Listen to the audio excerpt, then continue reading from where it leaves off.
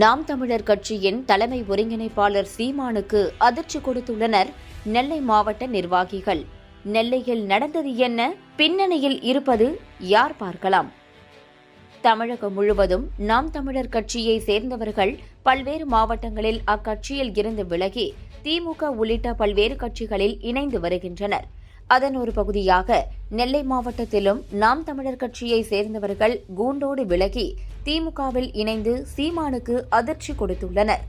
நெல்லை வண்ணாரப்பேட்டையில் மாநகர திமுக சார்பில் ஏற்பாடு செய்யப்பட்ட நிகழ்ச்சியில் நாம் தமிழர் கட்சி நாங்குநேரி தொகுதி பொறுப்பாளர் அந்தோணி விஜய் தலைமையில் 100க்கும் மேற்பட்டவர்கள் அக்கட்சியில் இருந்து விலகி அமைச்சர் KN நேரு முன்னிலையில் திமுகவில் இணைந்தனர். 9 வருட காலமா நாம் தமிழர் கட்சியில மத்திய மாவட்ட செயலாளராக பயணிச்சுட்டு இருந்தேன்.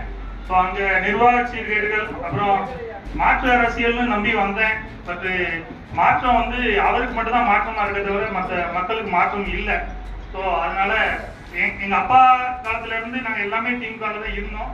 நானும் 18 வயசு வரைக்கும் திமுக தொண்டை போட்டு பூத்துல ஓட்டு கேட்டுட்டு இருந்தோம்னா பூத்துல இருந்தோம் தான். ஒரு 2009க்கு அப்புறம் அவர் பேச்சை கேட்டு அங்க போய் மறுபடியும் நான் தாய் கழகத்துல தான் இணைகிறேன், வேற எங்கேயும் போகிறேன்.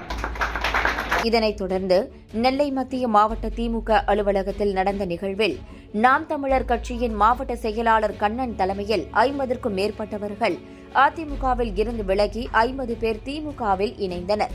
தொடர்ந்து நாம் தமிழர் கட்சியை சேர்ந்த பலரும் தாவேகா, திமுக, அதிமுக என மாற்றுக் கட்சியில் இணைந்து வரும் சம்பவம் அரசியல் களத்தில் பேசு பொருளாகியுள்ளது.